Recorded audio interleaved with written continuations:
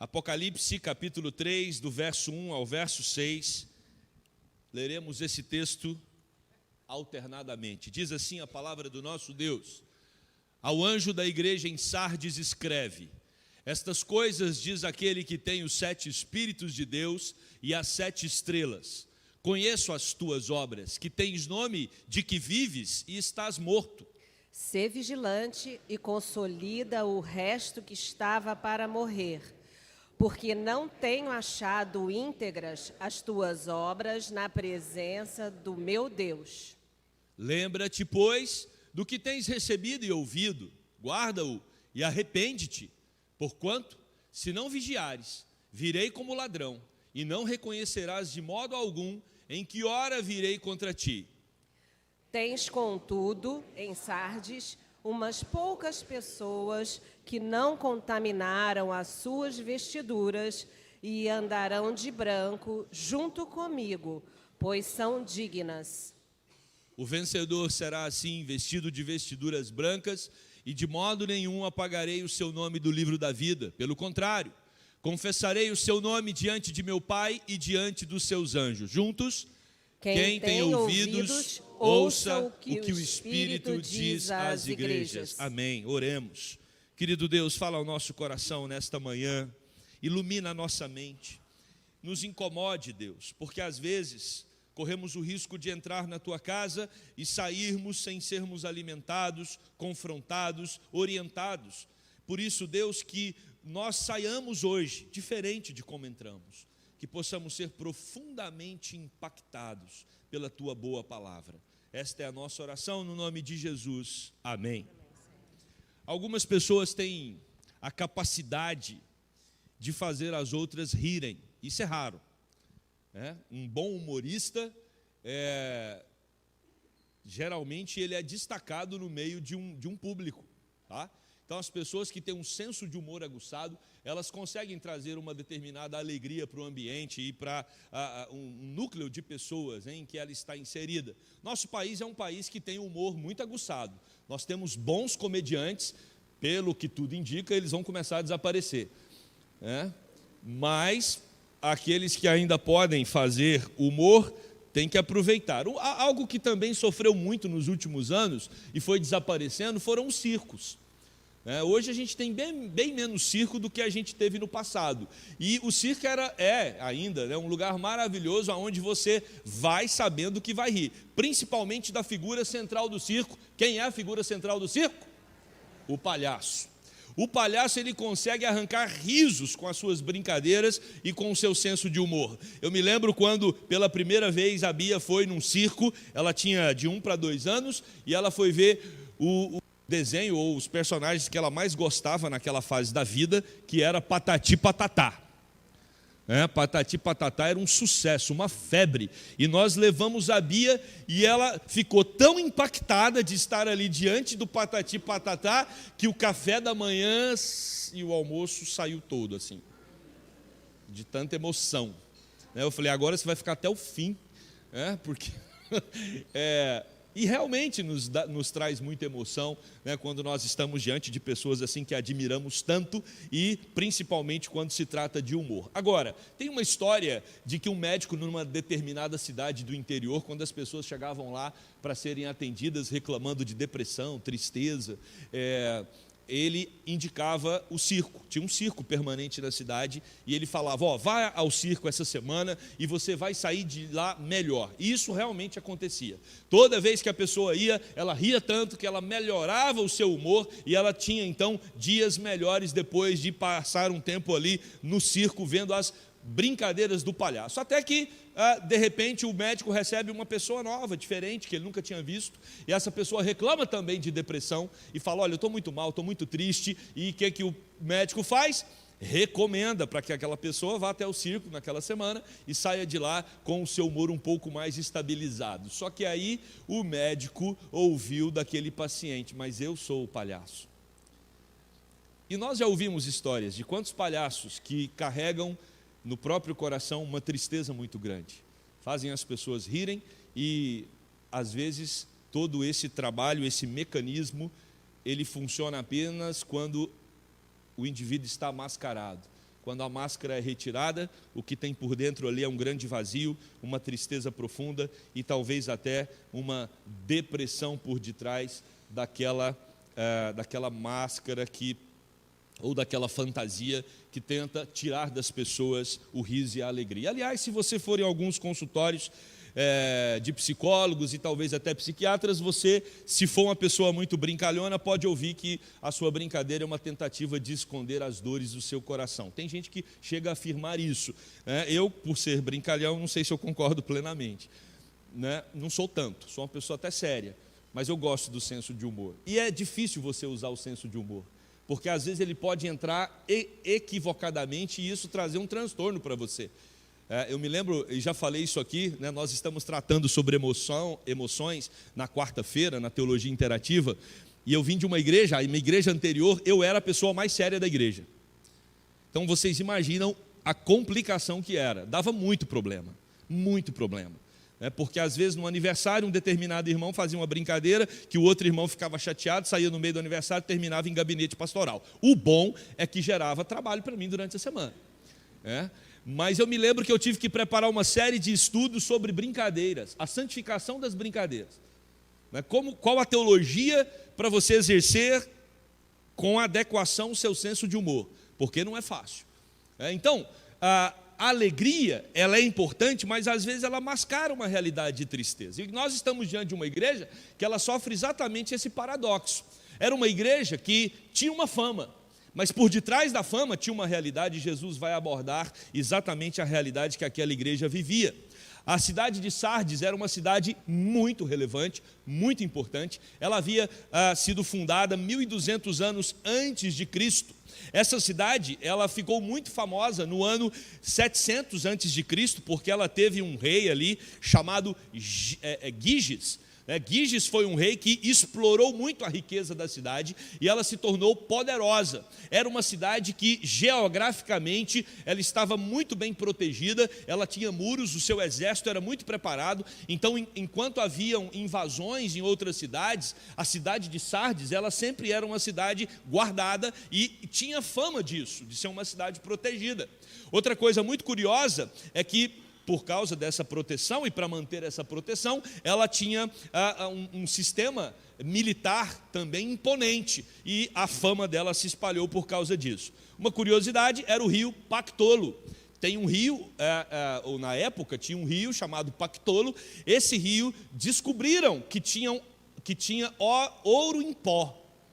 Então também tem uma história de que a cidade de Sardes foi a cidade que primeiro produziu moedas de ouro e de prata, por causa do rio e a produção, isso tornou a cidade ainda mais rica. Um outro detalhe histórico que é importante destacarmos, até porque Jesus faz referência dele no texto, é que era uma cidade que tinha uma produção elevada de lã, de ovelhas, e eles então criaram a primeira indústria de tecelagem.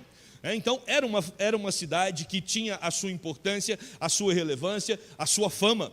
E nós percebemos que a partir de um determinado momento da história, Sardes começa a sofrer uma sequência de derrotas militares. Isso afeta muito a cidade. Ela começa a ter um declínio. No ano 17 depois de Cristo, tem um terremoto, esse terremoto deixa a cidade em ruínas, ela fica então numa situação bem mais debilitada, mas é uma cidade que gosta de viver do seu passado.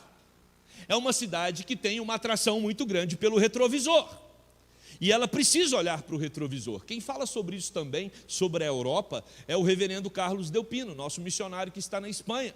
Ele diz que a visão do europeu para o futuro é uma visão do tamanho do retrovisor que nós usamos aqui no Brasil. E a visão do passado é do tamanho do para-brisa. Então o retrovisor para o europeu é o para-brisa todo assim, do carro.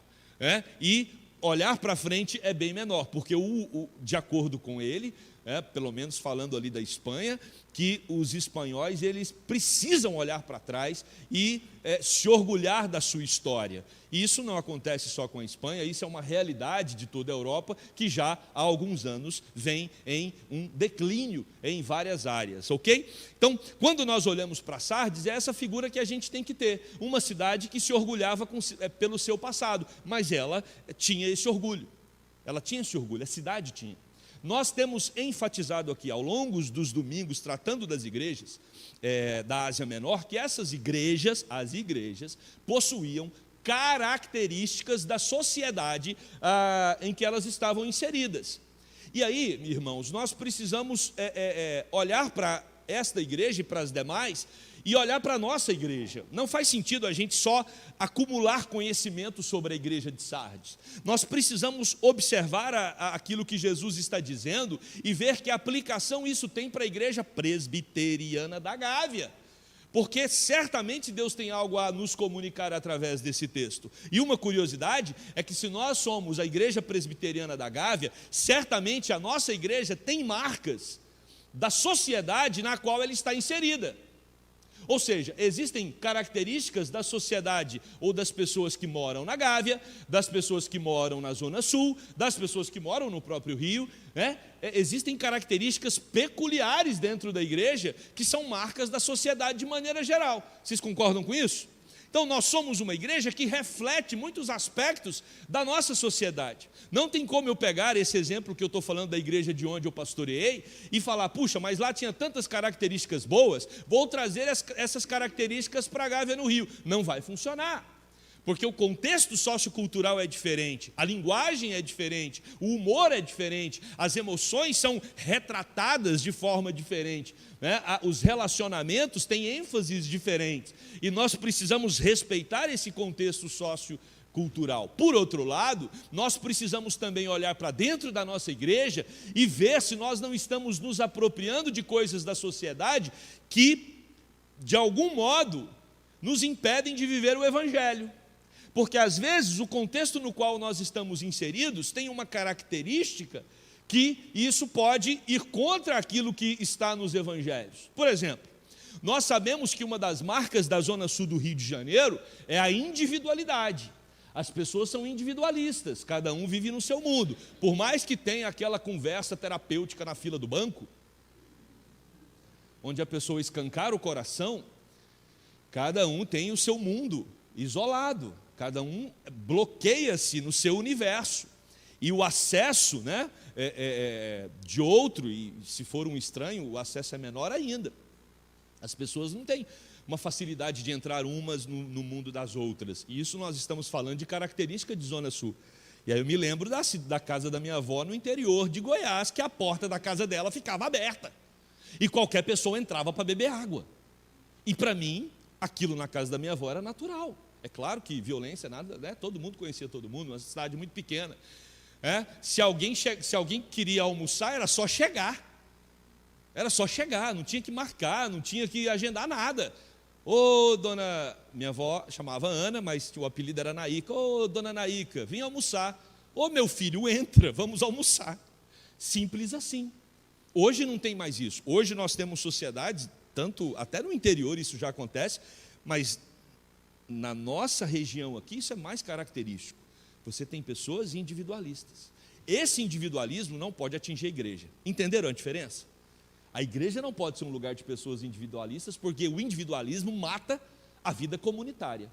E uma igreja sem vida comunitária, ela perde a sua característica e o seu efeito de ser o povo do amor. Como é que eu vou amar o meu próximo e vou ser amado por ele, se eu crio uma bolha do meu mundo e não permito que ele entre no meu mundo? Então a igreja, quando ela se torna um lugar de um amor comunitário, ela está indo contra um sistema sociocultural do ambiente que ela está inserindo, e ela está então revelando o amor de Deus a um mundo individualista e às vezes tão frio nas suas relações. Ou seja, tem coisas que nós assimilamos e que são naturais, não tem problema a Gávea ter, que faz parte do contexto aqui, mas tem coisas que nós precisamos confrontar porque vão contra o Evangelho. E aqui nós temos uma igreja que havia se perdido nisso, ela se perdeu na sua glória. Por isso que no capítulo 3, versículo 1, Jesus fala a João: escreve o que eu tenho para dizer ao anjo, ao pastor da igreja. E aí, mais uma vez, é usada a expressão 7 espíritos. A palavra, o número 7 na Bíblia, como nós já falamos e vamos repetir toda vez que ele aparecer em Apocalipse, é um número que significa completude, porque é o número de Deus. Pastor, de onde nós tiramos que o número 7 é o número de Deus? Da Bíblia.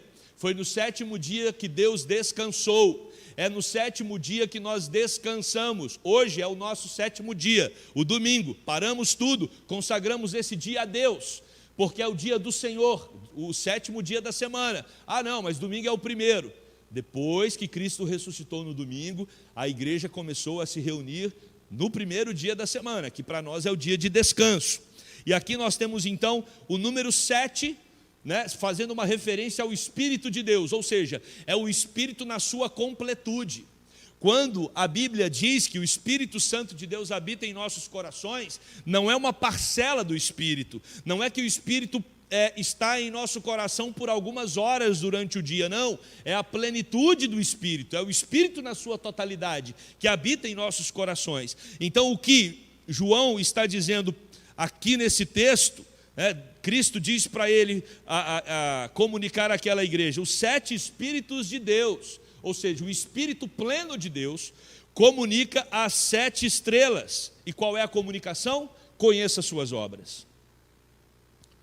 Interessante, conheça as suas obras. A Bíblia fala que nós somos salvos pela fé, e pela fé somente. Nós não somos salvos pelas nossas obras, sabemos disso. Se as nossas obras tivessem condições de nos salvar, a morte de Cristo não seria necessária. Nós não somos salvos pelas obras, somos salvos pela fé. Porém, quando Jesus vai falar com Sardes, Jesus diz, eu conheço a sua fé? Não, Jesus diz, eu conheço as suas, porque pelos frutos conhecereis. Então a primeira coisa que dá para aplicar individualmente aqui, cada um de vocês, e também coletivamente como igreja, o que é possível nós tirarmos dessa primeira parte do texto é: Jesus conhece as nossas obras como pessoas e como igreja. E você precisa se perguntar, quais são as obras que Cristo tem identificado na minha vida? E meu querido, quando a gente fala de obra, fala do viver comum. O viver comum, quando você sair daqui, você vai embora para algum lugar almoçar, terminando o almoço você vai passar a sua tarde, amanhã é segunda, tem uma semana. A pergunta é, como têm sido as suas obras durante qualquer hora do dia, qualquer hora da noite na sua vida? São obras que você tem transformado em culto ao Senhor, porque Jesus está atento a essas obras, o Espírito de Deus está atento a tudo isso, e Jesus deixa claro para aquela igreja, eu conheço as suas obras. E aí vem o resultado da observação de Cristo numa frase. Jesus é direto, Jesus não é prolixo. Olhe para os evangelhos, você vai entender claramente o quanto Jesus Cristo é diretivo nas suas colocações. Jesus Cristo diz, você tem fama de estar vivo, mas está morto. Aquela igreja era uma igreja que estava na UTI, tendo seus últimos sinais vitais. Uma igreja que tinha fama, uma igreja famosa. Às vezes nós corremos o risco, como ministros do Evangelho, de querer que a nossa igreja se torne uma igreja famosa.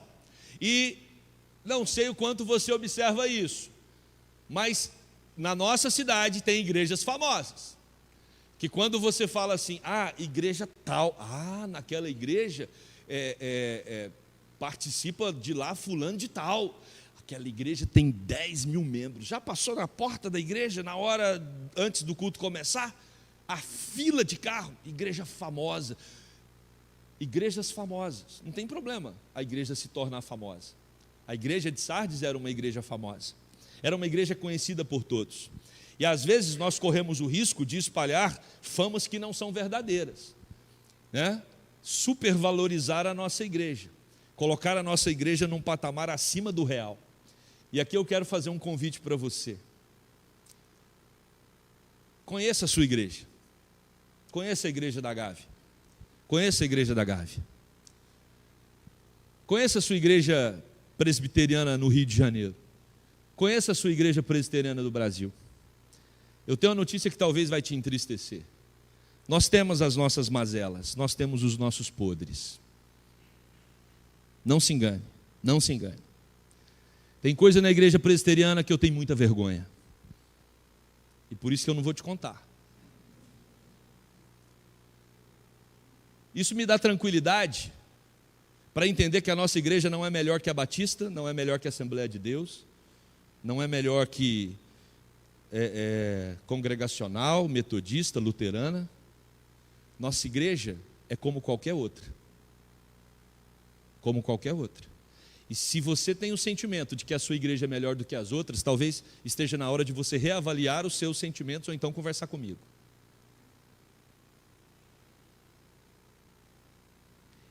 Cuidado na hora de criticar outra igreja.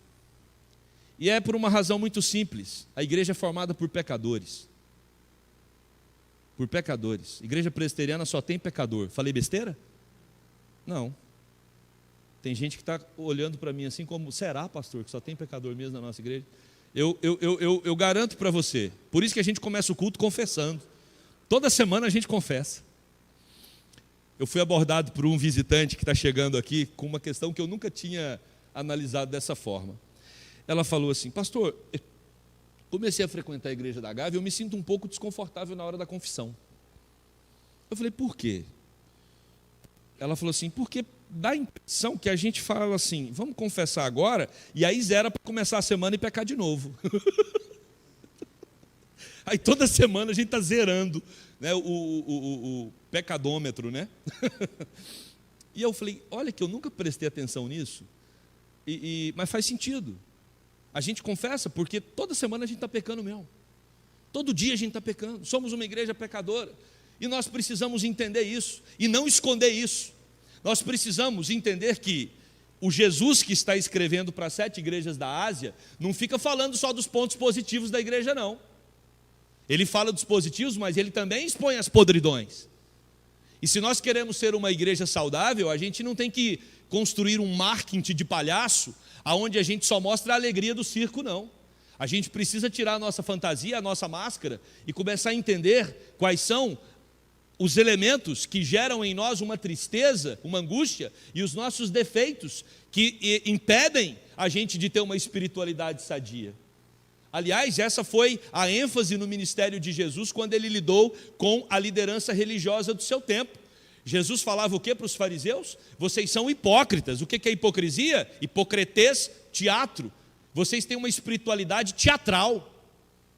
Teatral.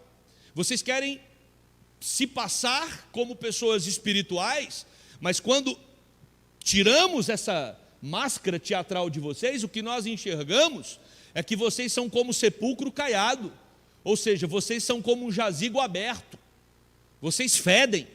Isso Jesus falando para a liderança espiritual da época dele. Por isso que ele quer uma espiritualidade verdadeira, sincera. E é por isso que Jesus olha para a igreja de Sardes e fala assim, vocês estão aí se espalhando que são vivos, que são importantes, que têm uma espiritualidade sadia, vocês estão mortos. Vocês estão mortos. Jesus sai de um extremo para o outro. A igreja que tinha fama de vida, Jesus aponta para ela e diz, você está morta. Irmãos, nós precisamos estar abertos para o confronto de Jesus, se queremos ser uma igreja sadia. Porque os pais que amam os seus filhos, eles confrontam e disciplinam os seus filhos. Nós não seremos uma igreja sadia se nós ficarmos nos bajulando nas nossas qualidades. Seremos uma igreja sadia o dia que claramente nós observarmos a voz de Jesus nos falando, olhem os pontos que vocês precisam tratar, parem com essa teatralização, parem com esse farisaísmo. Isso em todos os aspectos. Sabe por quê? Porque senão nós vamos morrer. E se tem uma coisa que está acontecendo no mundo, é a morte da igreja evangélica. Um simples passeio por alguns países da Europa, ou você não precisa nem passear, passeia pelo Google. Quantas igrejas protestantes já se tornaram boates, cafeterias, já se tornaram museus, igrejas que um dia foram extremamente relevantes na história, elas morreram, porque elas deixaram de tratar daquilo que era central, Jesus Cristo, o Senhor da igreja. Isso não está longe de nós. As igrejas históricas no Brasil sofrem muito. O liberalismo tem se apropriado de muitas igrejas históricas E essas igrejas estão sucumbindo. Tem igrejas famosas, centenárias, que quando você vai nessas igrejas, você percebe claramente que tem uma última geração. Quando essa geração passar, já não tem outra geração vindo. Por isso a nossa preocupação, por isso, como pastores, como presbíteros da igreja, nós procuramos ao máximo investir no ministério com crianças, com adolescentes, com jovens, porque isso significa a transmissão do evangelho de geração em geração. Só que o evangelho precisa ser transmitido de maneira sadia. E para transmitir de maneira sadia, nós precisamos nos atentar para o que Cristo está falando. Você tem fama de ser uma igreja viva, mas você está morta. E aí, meus queridos, nós entendemos claramente que, mesmo aquela igreja nessa condição, o próprio Cristo ressalta que tem um remanescente fiel. A minha oração é para que Deus tenha misericórdia de nós e para que Deus faça da igreja presbiteriana da Gávea um remanescente fiel. E para que isso aconteça, vai depender de um compromisso individual. E a partir do compromisso individual de cada membro dessa igreja, nós teremos então um compromisso coletivo como igreja, de que Jesus Cristo continuará sendo o único adorado, o único Senhor, o único a ser proclamado como aquele que transforma a vida e dá a vida eterna. Não podemos nos perder em questões periféricas. Não podemos gastar energia e tempo tratando de coisas que não têm importância. A relevância da igreja presbiteriana da Gávea precisa ser o seu Senhor, Jesus Cristo, o único que é digno de toda honra, toda glória e toda adoração. E esse era o problema da igreja de Sardes. Ela se envolveu com a sua fama e ela esqueceu Jesus. E essa é a maior estratégia do diabo, que a igreja fique feliz sem Jesus. Tem muita igreja feliz sem Jesus, e nós não podemos ser mais uma delas.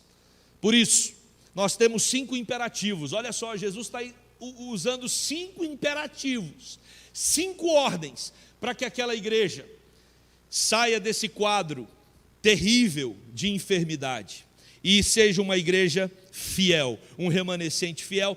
Esse remanescente, irmãos, o Antigo Testamento todo vai abordar. Israel se perdia na idolatria, Deus preservava um remanescente fiel. No Novo Testamento, o apóstolo Paulo escreve em Romanos, capítulo 11, versículo 5: assim, pois, também agora, no tempo de hoje, sobrevive um remanescente segundo a eleição da graça.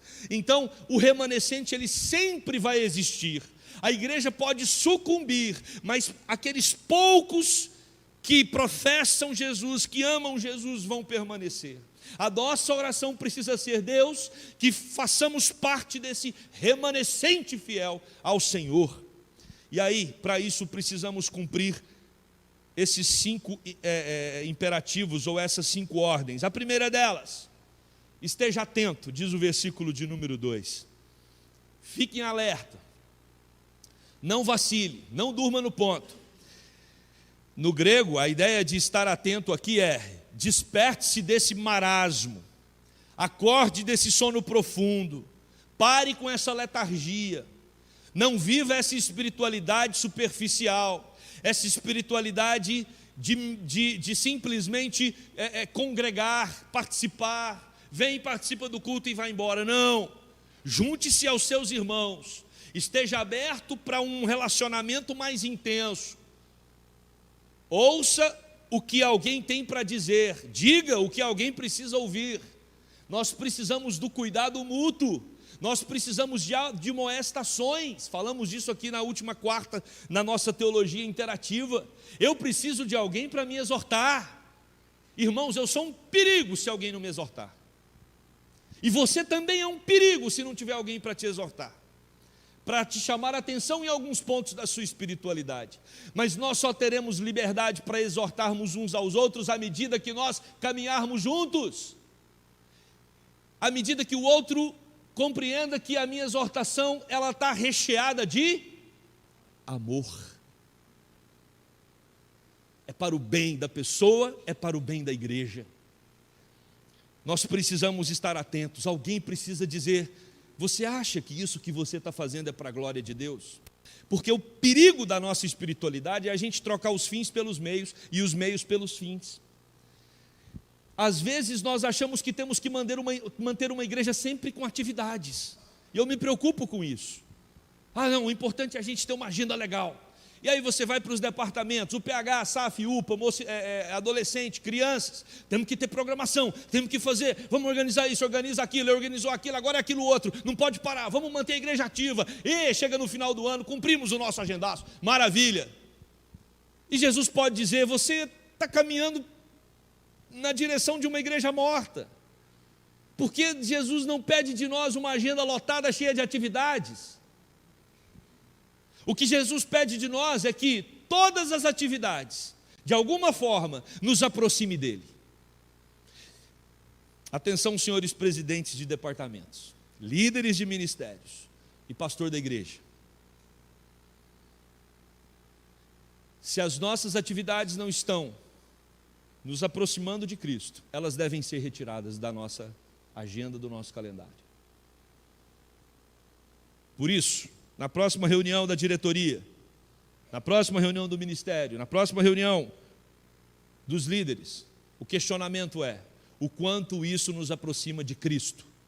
Vale a pena manter? Porque se não vale, tira. É trabalho inútil. Estejam atentos. E aí ele diz mais, segundo imperativo: fortaleça o que resta. E é interessante esse fortaleça o que resta. Ele não fala para ir atrás de quem já está morto. Quem está morto, está morto. Quem não quer, não quer. Às vezes nós confundimos ovelha perdida com quem não quer. Pastor não dá conta de cuidar daqueles que não querem. Ovelha perdida é uma coisa, quem não quer é outra. Chega uma hora que o indivíduo fala assim: eu não quero mais. E aí o outro irmão da igreja fala: pastor, nós temos que ir lá, é ovelha perdida. Eu falei: não, não é ovelha perdida, é ovelha que não quer. Imagina se o pastor vai resgatar a ovelha perdida, ela começa a dar coice no pastor. Ovelha perdida é aquela que se perdeu, ela não está mais no rebanho porque algum movimento aconteceu que fez com que ela se deslocasse do rebanho. Você tem que ir lá trazer a ovelha de fora, para trazer a ovelha de volta. Agora, tem ovelha que não quer. E aí nós temos que gastar energia com quem quer, porque corre-se o risco de queimarmos toda a nossa energia com quem não quer, aí a gente não tem energia para gastar com quem quer. E por isso Jesus Cristo vai falar aqui: é importante que você fortaleça o que resta, o remanescente, porque aqueles que já morreram, já morreram. E aí nós temos então o terceiro imperativo: lembre-se, recorde, continue olhando para o passado, mas olha para o passado agora para você ver a grande obra que Deus fez. Ao olhar para o passado, obedeça no presente e arrependa-te. Esteja atento, fortaleça o que resta, lembre-se, obedeça e arrepende-te. A palavra, o verbo arrepender aqui, ele está no auristo constativo, né? Que a ideia desse auristo no grego, desse verbo nessa conjugação, é que todos os demais imperativos se submetem a ele. Ou seja, não adianta você estar atento, não adianta você buscar se fortalecer, não adianta você se lembrar e nem adianta você tentar obedecer se você não se arrepende. Arrependimento talvez seja uma das práticas que nós menos desenvolvemos na nossa espiritualidade, porque arrependimento envolve dor. E nós não queremos o confronto da contrição. Até mesmo na hora da nossa confissão de pecados, a gente conseguiu montar um sistema de confessar pecado sem sentir dor pelo pecado. É claro que não podemos generalizar, jamais. Tem crente que se entristece com o seu pecado, mas corremos o risco de religiosamente criarmos uma maneira de confessar sem nos importarmos emocionalmente com aquilo que estamos falando. Porque o arrependimento tem a ver com a mudança, né? A metanoia, é a mudança de direção. Eu me arrependo, então eu fazia, não faço mais. Eu falava, não falo mais. Me comporto de tal modo e não vou comportar mais. Isso é arrependimento, é a metanoia, é a transformação produzida pelo Espírito. Ela muda as nossas obras. Ela nos faz, se estamos mortos, ela nos faz viver espiritualmente. Nós não sabemos quando Cristo vem, e é isso que Jesus fala. Olha, vocês precisam se arrepender, porque vocês não sabem quando Cristo volta, e Jesus virá como um ladrão. Alguém aqui já recebeu uma ligação do ladrão agendando a hora que ia roubar sua casa? Mensagem de WhatsApp? E-mail? Nada? Alô, é da casa de quem? Da casa do Henrique? Ô, seu Henrique, tudo bem? Eu sou o ladrão. Hoje é domingo, na terça-feira eu queria passar aí para roubar a sua casa. Pode ser às 17? Ou fica melhor para o senhor mais tarde? Ladrão faz isso, gente? Ladrão não faz isso. Assim como Jesus também não faz isso em relação ao seu retorno. Jesus não marcou hora para retornar. E nós precisamos estar atentos a isso. O retorno de Cristo será uma surpresa. Estaremos aqui tranquilos, de repente Jesus voltará. Por isso, o convite do próprio Jesus é: arrependam-se. Vocês estão com fama de serem uma igreja viva, mas vocês fazem parte de uma igreja morta. Tem um remanescente fiel. Vamos focar nele. Para que quando Jesus voltar, essa igreja esteja preparada para encontrar com o seu noivo. Meus irmãos, o nosso desafio é nos manter sempre atentos, fortalecendo o que temos de fé no nosso coração, lembrando, obedecendo e nos arrependendo. Isso na nossa individualidade e como comunidade, como igreja. E aí, o verso 4 vai tratar a respeito desta igreja como tendo uns poucos que não se contaminaram ou não contaminaram as suas vestes. A palavra vestes aqui é uma referência às roupas feitas de lã na tecelagem de Sardes. Então, quando Jesus diz, olha, poucos aí não contaminaram as suas vestes, poucos desta igreja têm mantido a santidade e têm focado em Jesus como único Senhor dos seus corações. Eles andarão comigo, diz a promessa. Eles andarão comigo, vestidos de branco, pois são dignos. E a dignidade deles não é por eles mesmos, mas é uma dignidade que vem do próprio Cristo, que os perdoa, que os purifica de todo o pecado. O texto está dizendo das recompensas para aqueles que permanecerem firmes. Vai ter um cortejo triunfante, porque eles são vencedores. Eles são perdoados e guardados, seus nomes permanecerão no livro da vida. Agora, aqueles que não têm os nomes no livro da vida, como aqueles que adoram o dragão, esses sim terão problema. Olha o que diz Apocalipse capítulo 13, verso 8. E adorá-la-ão todos os que habitam sobre a terra, aqueles cujos nomes não foram escritos no livro da vida do Cordeiro, que foi morto desde a fundação do mundo. Apocalipse 20, 15 também diz: e se alguém não foi achado inscrito no livro da vida, esse foi lançado para dentro do lago de fogo. Então, irmãos, 3 recompensas para aqueles que obedecem, para aqueles que permanecem fiéis. Serão vitoriosos, terão seus pecados perdoados e os seus nomes guardados no livro da vida.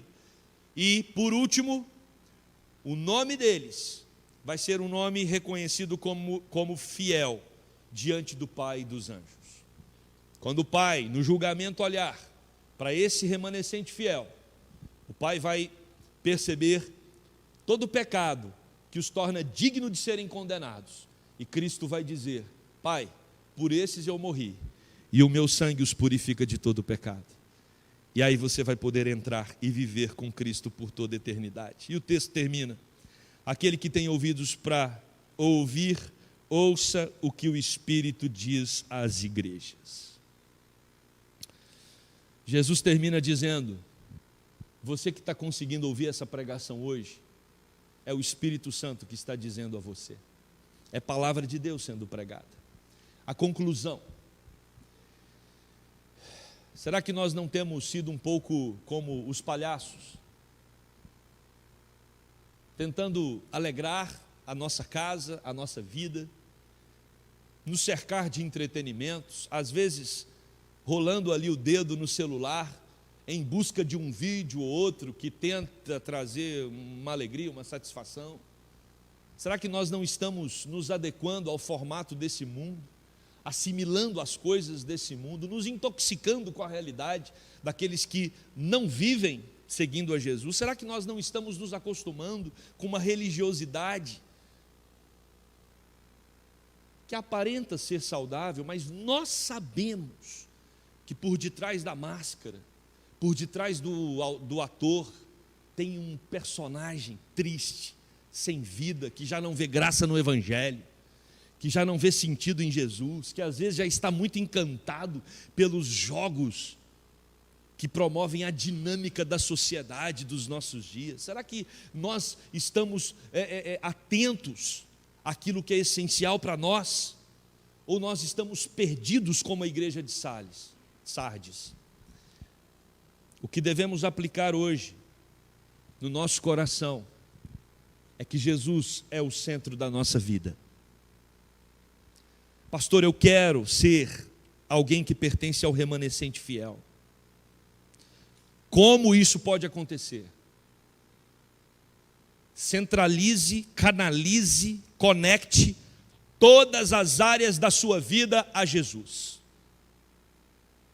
Paulo vai dizer: quer comais ou bebais ou façais qualquer outra coisa, fazei para a glória do Senhor.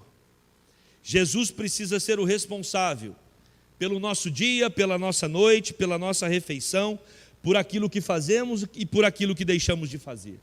Só assim seremos uma igreja aprovada por Deus. Quando Cristo for o centro da nossa vida individual, quando Cristo for o centro da igreja. Por isso, se tem alguma coisa que pode deixar a igreja da Gávea famosa, é essa igreja ser um lugar aonde Cristo é permanentemente adorado. Essa é a fama. Aí a fama não vai ser nossa, a glória vai ser para Ele. E a Ele seja toda honra, toda glória e toda adoração. Amém? Vamos orar. Querido Deus e eterno Pai, corremos o risco, como Sardes, de sermos uma igreja que busca fama, que busca glória, que busca reconhecimento. Isso não só como igreja de maneira geral, mas às vezes na nossa individualidade, na nossa carreira. Nos orgulhamos de quem somos, nos orgulhamos das habilidades que o Senhor nos deu. O Senhor nos deu condições às vezes de ter uma profissão que nos oferece algum destaque, nós nos orgulhamos do destaque. O Senhor nos oferece condições para termos um poder aquisitivo que foi nos dado pelo Senhor, nós nos orgulhamos do poder aquisitivo que temos. Ah, Deus, miseráveis homens que somos, tira de nós esse orgulho, Deus. Não temos do que nos orgulhar a não ser da obra maravilhosa que Cristo fez na cruz por nós. É nisso que nos gloriamos, diz o apóstolo Paulo. Nos gloriamos no Evangelho, porque tudo o que temos nada seria se não tivéssemos encontrado o bem maior, que é a salvação no Teu Filho Jesus Cristo. Ó Deus, ajuda-nos a sermos uma igreja verdadeiramente viva, e ela só será assim quando Cristo for o autor da vida que reina absolutamente em nossos corações.